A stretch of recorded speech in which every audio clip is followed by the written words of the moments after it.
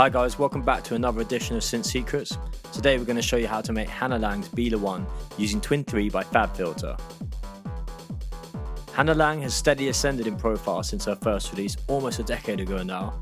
The Dundee-born artist has established herself as a provider of high-energy techno and house cuts with certified dance-floor-filling credentials. She's released on labels such as Solardo, Sola, Patrick Topping's Trick and Spinnin Records. Pretty good resume by any standard. Today we're focusing on Beeler 1. This banger is built around the face-smashing bass riff you can hear in the background, and it's this riff we're going for today. So set your tempo to 135 BPM and let's get going. Let's start with the oscillators.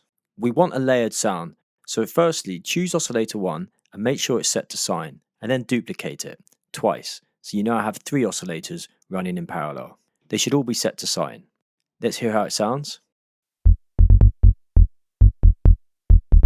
Now set oscillator 1 to a tuning of +1 octave, oscillator 2 to a tuning of +0 octave, and oscillator 3 to a tuning of +2 octaves.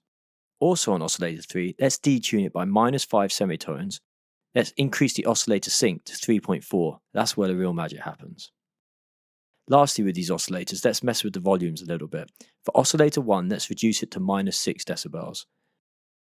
On oscillator 2, let's reduce it to -13.7, and for oscillator 3, let's reduce it to around -10. Let's see how it sounds. It's sounding pretty tidy, but let's start shaping this sound using this EQ here in the middle of the device. Firstly, let's set a low pass filter. It's a classic maneuver. Let's set it to around 324 Hz. And let's add a little bit of peak. Not too much, maybe around 0.44 should do it. And you can change the filter type, which is one of the awesome features of Twin 3. Let's also change the filter type to hollow. And just ensure that the slope is set to 12 dB. We don't want to take out too much. Let's repeat the same, but on the low end, so let's add a classic high pass filter. And again, let's make sure the slope is around 12 dB.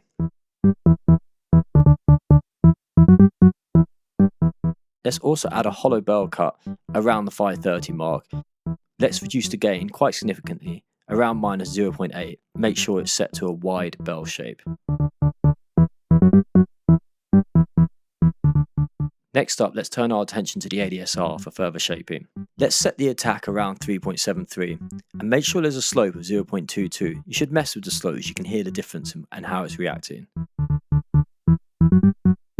Let's reduce the sustain to -4 decibels, or roughly there, and a hold of 32 milliseconds. Let's add a decay around 62 milliseconds, again with a slope of around -0.74. And let's add release quite a lot to 152 milliseconds with a slope of 0.5. Let's hear how that's sounding.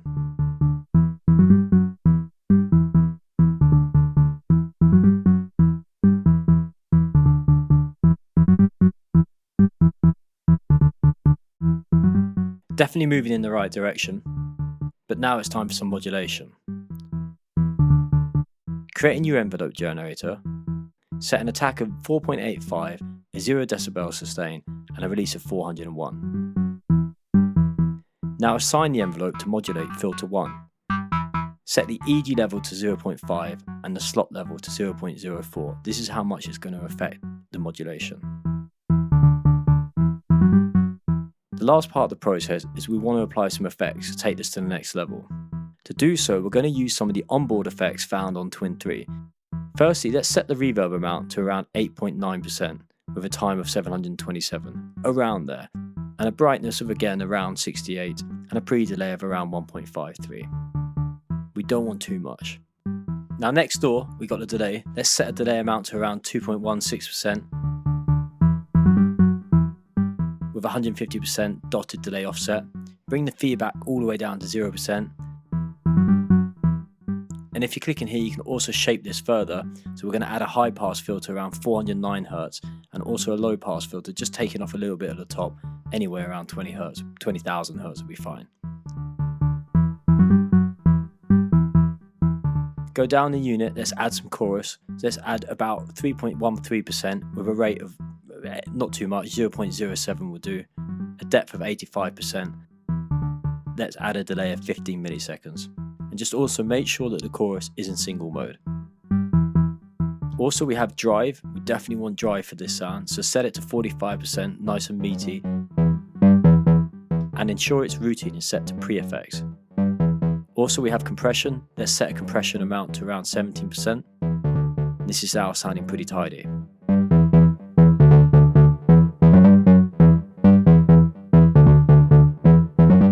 To perfect the sound further, we're going to use some external processing. You can follow along similar techniques using any devices you have, as you can for this whole tutorial. First up, let's load up FabFilter's Saturn 2. It allows us to apply multi-band saturation. Create 4 bands. Band 1 goes from 0 to 98 Hz. Band 2 from 98 to 600 Hz roughly. Band 3 from 600 Hz to 1910 Hz. Band 4 from 1910 Hz onwards. We're going to apply different tape saturations to each of them. For band 1 and 2, we're going to stick with the warm tape saturation, that's the default setting. For band 3 and 4, we're going to use broken tube saturation. And the most fun is when you start messing with the drive. So for band 1, we're going to have 20% drive. For band 2, a lot more, 65%. And band 3 and 4, we're going to push it all the way up to 80%.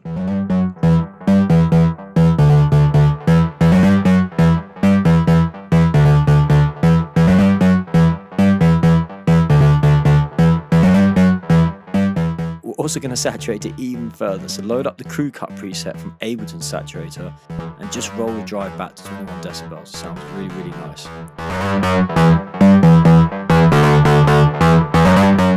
Lastly, grab any EQ. We're also going to use FabFilter's Pro Q3. Let's set a high pass around 130, we just want to reduce some more low end. Let's also reduce and cut around 174 to reduce the mud. And let's add a low pass around 4000. We can also increase the Q a little bit. Here's our final sound. Guys, if you like this tutorial, please give it a thumbs up and a comment below. Also, if you're still listening to this, you're probably into synthesis. Be sure to check out our whole Synth Secrets. There's loads of famous tracks that we're recreating there, and you can either watch them on YouTube or read them on Attack. Enjoy.